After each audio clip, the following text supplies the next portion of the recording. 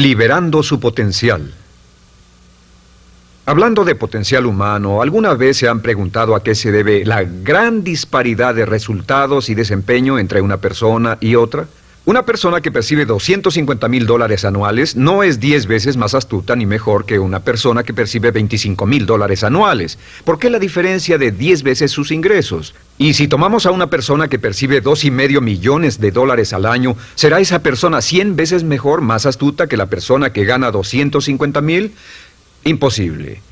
En un estudio reciente de coeficiente intelectual probaron a 1,000 personas de una cierta población y llegaron a la conclusión de que la mejor persona entre los 1,000 solo era 2,5 veces más astuta que la persona de menor coeficiente intelectual. Solo 2,5 veces la disparidad, y tal vez eso sea con toda la población. ¿A qué supone que se debe la diferencia? Al hablar de potencial humano, llegamos a una fórmula que deduje hace algunos años. Tal vez eso lo explique un poco.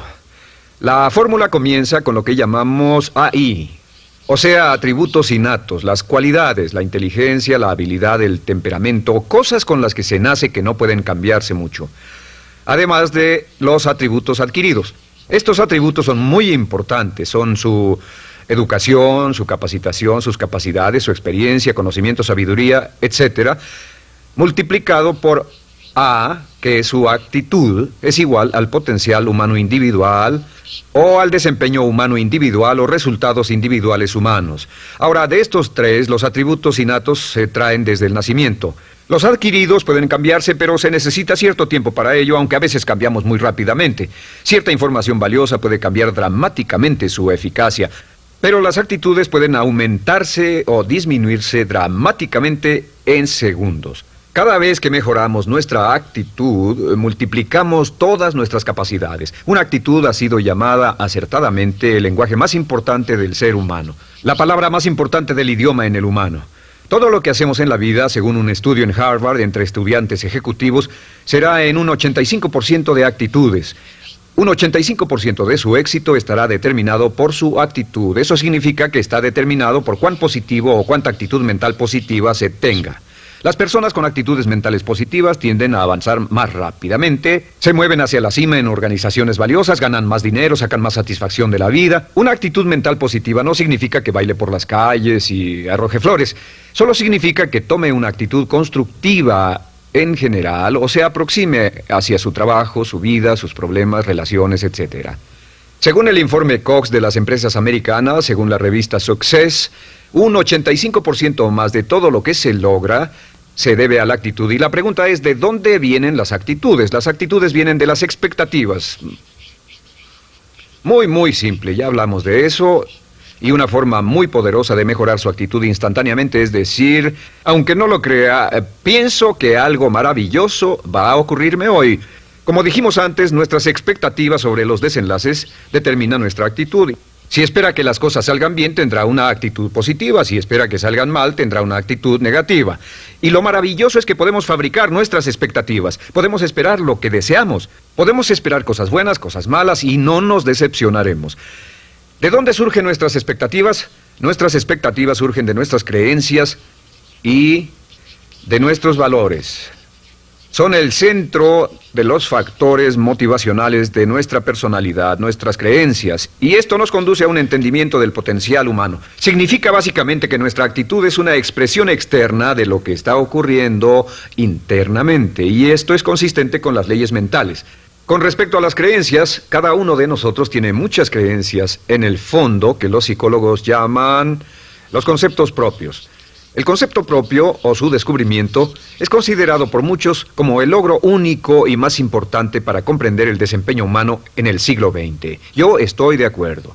El concepto propio es como, si queremos usar una analogía militar, el centro de mando. O si queremos usar una analogía técnica, es el programa central de su computadora básica. Es un grupo de creencias, valores, actitudes, sentimientos, ideas, etcétera, almacenadas en el fondo de nosotros y son el resultado de casi todas las experiencias que hemos tenido en la vida. Y algunos investigadores dicen que el concepto propio comienza a formarse aún antes del nacimiento, pero el concepto propio, una vez colocado, Precede, predice y determina sus niveles de eficacia y desempeño en todas las áreas de nuestra vida. El concepto propio se convierte en el centro de mando o el programa maestro. El concepto propio de este grupo de creencias determina lo que dirá, lo que hará, cómo actuará, cómo se siente y reacciona, etc. ¿Qué significa esto? Significa que todas las mejoras en su vida externa, todos los cambios en su realidad comienzan con un cambio en su concepto propio. Les voy a explicar lo que significa. Esta es una gráfica muy simple. Hablamos de potencial humano y decimos que la persona promedio usa un 10% o menos de su potencial. Según investigaciones, tal vez es mucho menos. El Instituto Stanford Brain en Santa Clara, California, estima que tal vez se aproxime a un 2%. Seremos generosos y diremos que la persona promedio usa un 10%. Significa que en los mejores casos, la mayoría, como usted o yo, no usamos un 90% de nuestro potencial. Uno de los mejores filósofos, Oliver Wendell Holmes, dice que la tragedia de la persona promedio es que llegan a la tumba con su música aún por dentro. Aún están funcionando con mucho menos de su potencial total. Y esto es el potencial humano. Sabemos que existe una relación directa entre el potencial humano y el concepto propio. Pero como nuestros conceptos propios o nuestras estimaciones de nosotros mismos generalmente son mucho menores de lo que debieran ser, nuestro nivel de desempeño y eficacia también es menor. Sabemos que nuestro concepto propio es altamente subjetivo. ¿Qué significa esto? Significa que el concepto propio, lo que pensamos que es cierto sobre nosotros mismos, no está basado en la realidad, está basado en información que hemos tomado y aceptado como cierto, hasta el grado en que creemos lo que sea de nosotros mismos y se vuelve cierto para nosotros porque actuamos de una forma consistente con ello. Algunas personas que leen sus horóscopos y creen en horóscopos predicen su futuro. Hay algunas personas que toman la crítica y las opiniones de otros a quienes ni siquiera respetan y hacen suyas esas ideas, dando un resultado muy negativo. Lo que piense, lo que acepte como cierto, se vuelve cierto para usted. También sabemos que como adultos tenemos una variedad de conceptos propios. Tenemos un concepto propio de cómo vestirnos, cuánto pesamos, lo que comemos, lo bien que podemos hablar en público, qué tipo de padres somos, qué tipo de hijos somos con nuestros padres, qué tipo de esposo o esposa somos, qué tipo de amante, de conductor. Lo interesante de manejar es que todos los hombres tienen un concepto muy positivo con respecto a esto.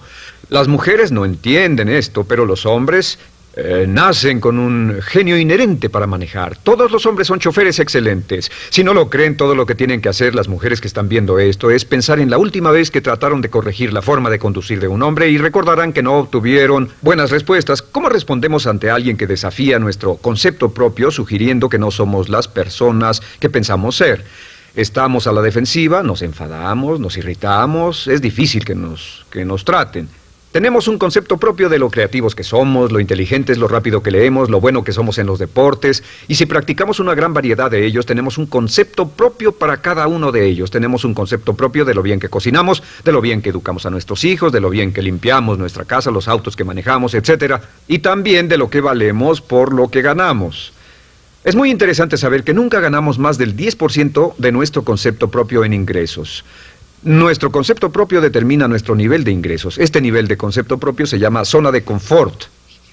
Y aunque querramos más dinero, veremos que la tendencia humana natural de todas las actitudes es luchar por lograr entrar a la zona de confort y luego quedarnos ahí.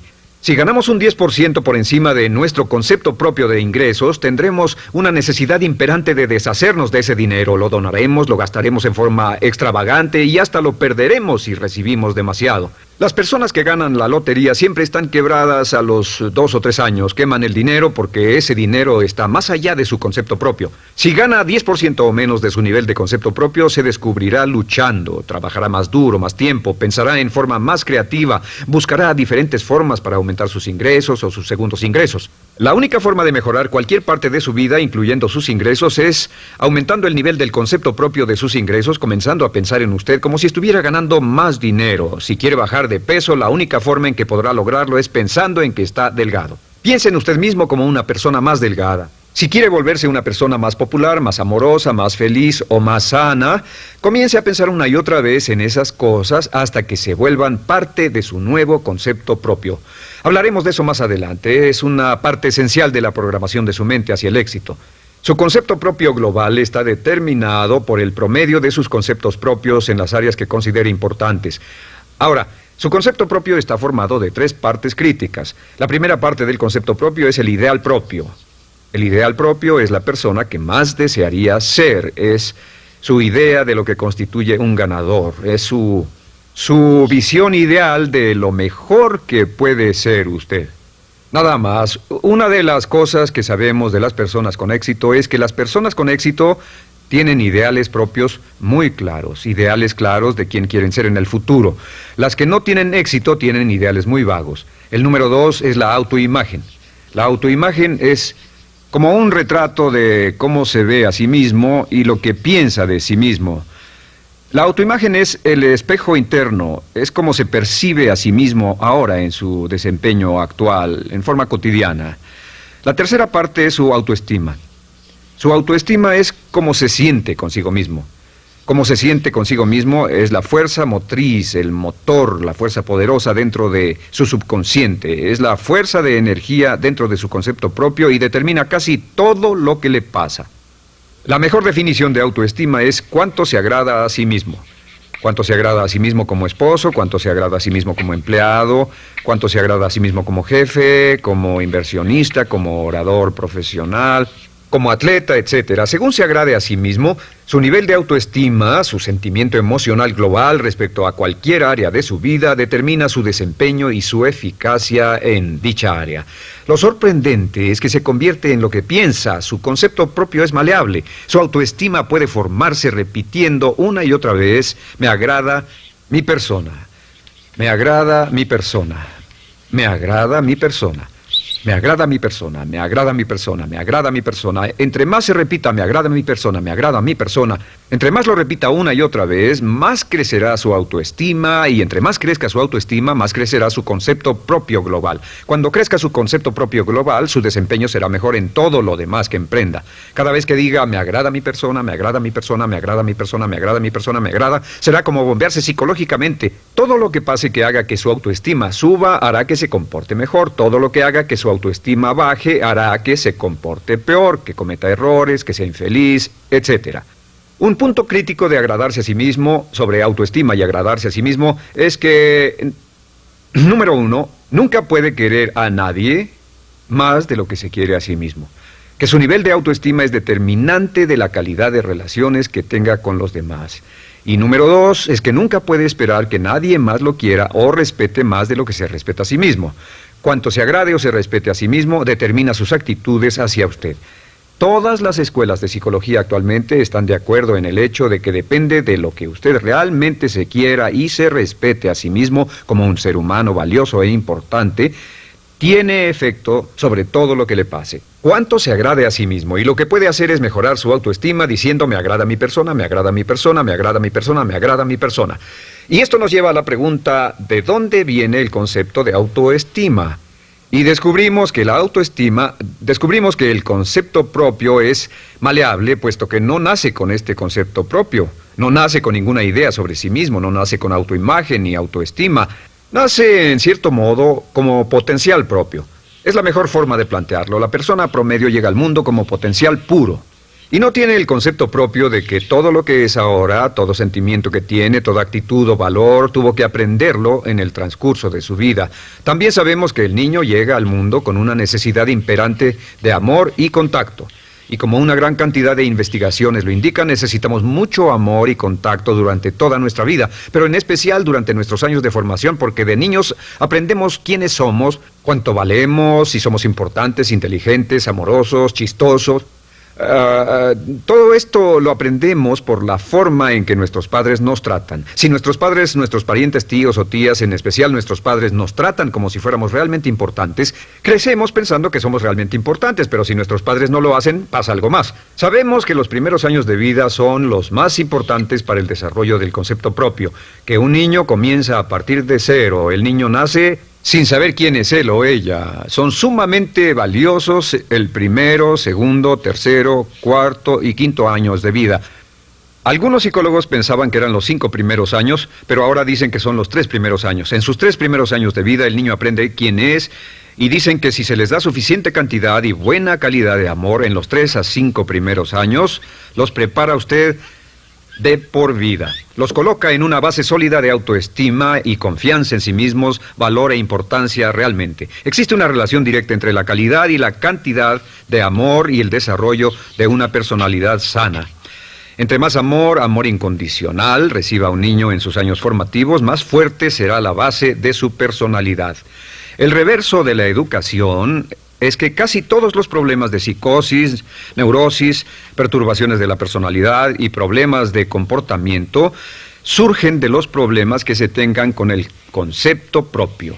Ahora observemos a los adultos. Aquí está nuestra personalidad adulta. Si nos observamos, podemos llegar a reparar nuestras bases, por así decirlo, repitiéndonos una y otra vez: me agrada mi persona, me agrada mi persona, me agrada mi persona, y llevamos ese concreto reparador hacia la base de nuestra personalidad. Los niños necesitan el amor como las rosas necesitan la lluvia. Los niños que carecen de amor a menudo mueren por escasez de amor. Es una enfermedad llamada marisma. Ahora, ¿qué más sabemos sobre los niños? Sabemos que los niños llegan al mundo con dos atributos notables. El primero es que no sienten temor. Los niños nacen sin temores. No temen a nada excepto a caerse y a los ruidos fuertes. Y esto se expresa en sus actitudes: yo puedo. Los niños llegan al mundo pensando que pueden hacer cualquier cosa, y quien haya criado a un niño hasta la edad de 3, 4 o 5 años sabe que debe pasar esos primeros años evitando que se maten, porque son como pilotos japoneses, porque no le tienen miedo a nada. Su segundo atributo es que llegan al mundo totalmente espontáneos. Dicen lo que quieren, hacen lo que quieren, son totalmente desinhibidos.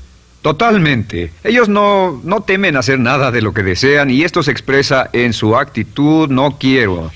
No tengo que hacerlo. Si ha tratado de controlar a un niño, lo habrá visto. Lo primero que dicen cuando comienza a darle órdenes, lo primero que aprenden es: no tengo que hacerlo.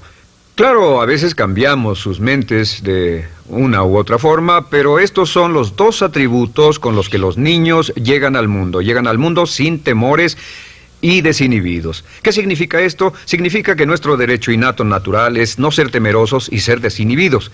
Y solo cuando podemos crear la misma situación en nuestra vida adulta, cuando no tememos y somos desinhibidos, nos sentimos a gusto con nosotros mismos. Las mejores organizaciones, las mejores compañías son las que crean un ambiente donde nos sentimos sin temores y sin reservas para ser nosotros mismos y para hacer lo mejor de nosotros. Al crecer descubrimos que los niños aprenden de dos maneras. La primera es por imitación. Imitan a uno o a ambos padres, en especial al padre dominante. Algunas veces el padre dominante cambiará cuando crezca el niño, y a veces los niños imitan al padre, a veces a la madre, pero aprenden por imitación. Muchas características y hábitos que tenemos como adultos los aprendimos de nuestros padres. ¿Alguna vez ha tenido la oportunidad, ha tenido la ocasión de gritarle o reñirle a uno de sus hijos? Verá que le dice las mismas cosas que le dijo su padre a usted cuando era niño. Así que imitamos. A veces imitamos su caminar, a veces su forma de hablar, a veces imitamos sus valores, sus creencias, etcétera, aunque esos valores y esas creencias no tengan ningún valor. ¿Por qué? Porque nuestros padres eran así cuando nosotros éramos niños. La segunda forma en que aprendemos es pasando de la incomodidad, lo que no se siente bien, hacia la comodidad. Freud llamó a esto el principio del placer. O sea que nos movemos hacia aquello que nos hace sentir cómodos, lo que nos da placer, lo que nos hace sentir bien con nosotros. Nos movemos de la incomodidad hacia la comodidad. Así es como aprendemos a no mojar el pañal, por ejemplo. Sabemos que no es agradable caminar con popó o pipí en nuestros pañales. Vemos lo que hacen nuestros padres, vemos lo que nuestros parientes hacen y decimos: estas personas no hacen lo que yo. Así aprendemos a caminar y lo demás. Así que de la incomodidad hacia la comodidad. Durante toda nuestra vida, por cierto, así es como aprendemos. Imitamos leyendo lo que otras personas hacen, estudiando libros y en el trabajo, imitamos cuando vamos a la escuela, y hacemos lo que nos da resultados positivos, lo que nos da refuerzos positivos, y hacemos cada vez menos las cosas que nos causan incomodidad o dolor. Ahora, muy temprano en la vida, como equivocación o como resultado de una equivocación que los padres cometen en la crianza, los niños comienzan a aprender hábitos y patrones negativos. Los patrones y hábitos negativos tienen sus raíces principalmente en la crítica destructiva. La crítica destructiva comienza muy temprano en la vida, a veces en los primeros meses. Y la crítica destructiva la usan los padres para dirigir y controlar a sus hijos. Desafortunadamente, tiene un efecto muy peligroso y dañino sobre nosotros, ya que la crítica destructiva tiende a minar la integridad de la personalidad del niño. Muchos de nosotros, incluyéndome a mí y a muchos de ustedes, nos hemos visto minados y heridos por la crítica destructiva más que todas las guerras en la historia. Ahora, como resultado de la crítica destructiva, comenzamos a desarrollar hábitos y patrones negativos. Los patrones de hábitos negativos son respuestas condicionadas hacia los estímulos. Los patrones de hábitos negativos se desarrollan en los inicios de la vida. Se desarrollan como resultado de una repetición del temor y el dolor una y otra vez. Se desarrollan como resultado de la crítica destructiva, el castigo físico, etc. En los inicios de la vida comenzamos a desarrollar dos manifestaciones que nos persiguen durante toda nuestra vida y más que ninguna otra cosa inhiben nuestro potencial. La primera es la llamada patrón de hábito negativo inhibido.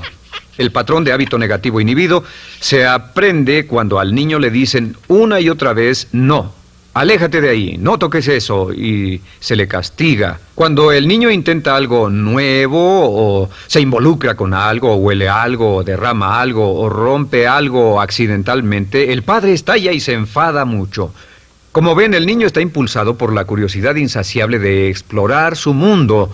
Y lo que pasa es que cuando lo explora o se interesa y echa a perder algo, si el padre reacciona golpeando al niño, el niño comienza a pensar cada vez que intento algo nuevo, cada vez que intento algo diferente, cada vez que voy más allá de mis límites, cada vez que me salgo de mi zona de comodidad, cada vez que no juego sanamente, me golpean, me castigan, me lastiman, me envían a mi alcoba y me siento mal. Y muy pronto el niño desarrolla el sentimiento de no puedo, no puedo. No puedo. Cada vez que trato algo diferente, me castigan. No puedo, no puedo, no puedo.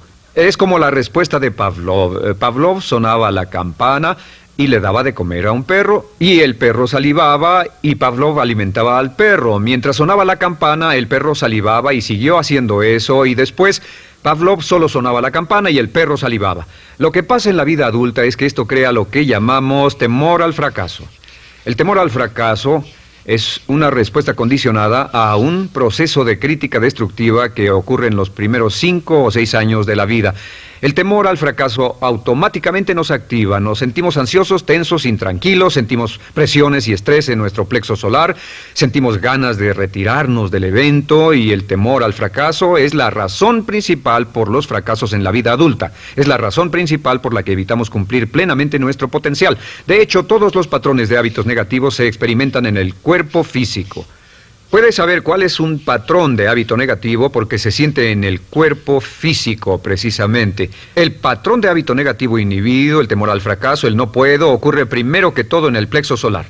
¿Ha tenido la ocasión donde debe hablar frente a un grupo, debe ir a una revisión de su desempeño o debe hacer una llamada determinante? Primero su plexo solar se aprieta. Si el temor continúa, su respiración se acelera. Su corazón comienza a latir apresuradamente, su frecuencia respiratoria aumenta y le duele la cabeza como migraña en la parte frontal, su garganta se le cierra y no puede hablar y se le seca la boca por completo, y como se pone tan tenso y asustado, va corriendo al baño. Estas son todas las manifestaciones. No hay peligro físico, pero sí peligro psicológico, una respuesta condicionada. Cuando sentimos estas cosas, la tendencia es retirarse de la situación que las ocasiona, y es la razón por la que no logramos mucho si retrocedemos. Es muy importante. El segundo patrón de hábitos negativos es el compulsivo. El patrón de hábito negativo compulsivo se aprende cuando a los niños se les dice una y otra vez: más vale que lo hagas. Si no lo haces, tendrás problemas o me las pagarás. A los niños se les convierte en recipientes del amor condicionado. Los padres no intentan hacer esto, pero lo que hacen es sugerirle al niño: no te amo, por lo tanto no estás a salvo, a menos y hasta que hagas lo que yo quiero. El niño crece sintiendo: tengo que hacer lo que quiera mi mamá. Debo complacerla, debo complacer a papá, debo complacer a los demás, debo complacer a mis parientes, y a veces debo complacer a mis semejantes, debo complacer a mis maestros, debo complacer a todo el mundo, y crecen con esto: debo. No puedo hacer lo que quiero hacer, debo hacer lo que complace a las demás personas. Este patrón de hábito negativo muy temprano en la vida se traduce en el temor al rechazo. El temor al rechazo lo experimentan los hombres como adultos como un comportamiento tipo A. Hablaremos del comportamiento tipo A posteriormente. El comportamiento tipo A es una necesidad compulsiva o excesivamente compulsiva de complacer de algún modo a alguien sin normas de comportamiento, prácticamente sin pensarlo. El temor al rechazo nos impulsa, nos hace muy sensibles a las necesidades de los demás. Hacemos cosas que otras personas quieren, no hacemos lo que nosotros queremos. Siempre estamos tratando de complacer a los demás. Tenemos preocupaciones o nos importan las opiniones, sentimientos y actitudes de otros hasta el punto donde ocultamos nuestras necesidades. El temor al rechazo se siente en la columna del cuerpo. Se divide el cuerpo a la mitad y se siente hacia abajo en la mitad posterior del cuerpo. El primer lugar donde comienza a sentirse el temor al rechazo es generalmente en los hombros y el cuello. Nos sentimos entumidos, duros, tensos. Cuando tenemos mucho que hacer sentiremos un estrés tremendo en la columna. Los músculos se estiran en la parte posterior. A veces se manifestará como flebitis y venas varicosas y a menudo nos darán dolores de cabeza en la parte posterior de esta porque las arterias carótidas que llevan la sangre hasta la cabeza, los músculos a su alrededor se contraen y la cantidad de sangre que fluye hacia la cabeza fluye más lentamente y se siente un terrible dolor de cabeza en la parte posterior. Estos dos temores, los patrones de hábitos negativos compulsivos, el compulsivo y el inhibitorio, son resultado de la crítica destructiva, el gran destructor de la personalidad que nos persigue durante toda la vida. Y lo maravilloso de todo esto es que como son patrones de hábitos aprendidos, podemos olvidarlos. Podemos acabar con el temor al fracaso que nos detiene. Podemos acabar con el temor al rechazo que hace que hagamos cosas que complacen a los demás en vez de complacernos a nosotros, trabajando con nuestra propia autoestima. Porque existe una relación inversa entre la autoestima y el patrón de hábitos negativos. Porque entre más se agrade a sí mismo, menos teme al fracaso. Entre más se agrade a sí mismo, menos teme al rechazo. Entre más se agrade a sí mismo, menos temerá a cualquier cosa. Y si sigue repitiendo, me agrada mi persona, me agrada mi persona, me agrada mi persona una y otra vez, si sigue diciendo esto, con el tiempo su autoestima sube más y más y más y más y sus temores desde luego bajan. Cuando su autoestima sube, sus temores van en dirección opuesta. Ahora, ¿cómo enfrentar la crítica destructiva si debe criticar a otras personas? Pues eso es muy simple. Muchos padres nos han preguntado eso. ¿Cómo se controla a los niños? Una de las claves para controlar a los niños es dirigirlos para que hagan algo constructivo en lugar de hacer algo destructivo. Otra cosa que debe recordarse es que lo que quiere hacer es que quiere dar una crítica informativa, crítica constructiva, lo que significa que se les dice a los niños lo que pueden hacer o a los adultos lo que pueden hacer mejor. Todo el propósito de dar retroalimentación de cualquier tipo es mejorar el desempeño. Si es padre o si es jefe o si es una persona en una relación, si una persona está haciendo algo malo o inadecuado, todo el propósito de darles cualquier tipo de retroalimentación es para que puedan hacerlo mejor. Sin embargo, existe una relación directa entre la autoestima y la crítica destructiva. Cada vez que se critica a una persona, su autoestima baja. Y cada vez que su autoestima baja, su habilidad para desempeñarse baja. Si critica a una persona en forma destructiva demasiado tiempo, llegará a un punto donde no intentarán nada. Se convierte en lo que llamamos hipersensible. Un adulto hipersensible es aquel que no puede aceptar críticas de nadie. Un adulto hipersensible es una persona que está muy tensa, ansiosa, si siquiera sugiere que no está haciendo lo correcto. Si trata con un adulto hipersensible, la clave es sentarlo y recordar 4 cosas. Número 1, comenzar con alabanzas. Número 2, proteja la autoestima de la persona a toda costa. Número 3, discuta el desempeño y no a la persona. Hable del comportamiento más que de la persona. Y número 4 es enfocarse hacia el futuro en vez de en el pasado. Enfóquese hacia lo que va a hacerse en forma diferente en el futuro en vez de lo que pasó en el pasado. ¿Por qué? Una razón muy simple, porque una persona no puede controlar el pasado. Al no poder controlar el pasado, cualquier crítica de lo que han hecho en el pasado les da un estrés tremendo y frustración. Así que, en resumen, la clave del éxito en la vida es una actitud mental positiva. Una actitud mental positiva se basa en expectativas de éxito, de una serie de expectativas positivas. Esa serie de expectativas positivas se basa en sus creencias y en su concepto de sí mismo. El centro de su concepto propio que determina su eficacia en la vida es su autoestima, y su autoestima se mide por cuanto se valore a sí mismo. Las dos cosas que nos frenan más que nada son el temor al fracaso y el temor al rechazo. Y uno de nuestros secretos centrales de éxito es este: Conviértase en un organismo generador de autoestima perpetua. Haga continuamente cosas para usted mismo, hacia sí mismo en su vida, que hagan que se agrade a sí mismo, que se ame, que se acepte, que se respete, que hagan que se sienta fantástico con usted mismo. Si es un jefe o un padre, no olvide que la clave para el máximo desempeño en su hogar y en su trabajo es hacer que las personas se sientan maravillosamente consigo mismas. Entre mejor se sienta consigo mismo y más se agrade, más probable será que logre que las personas a su alrededor lo quieran, lo acepten, lo respeten, se respeten.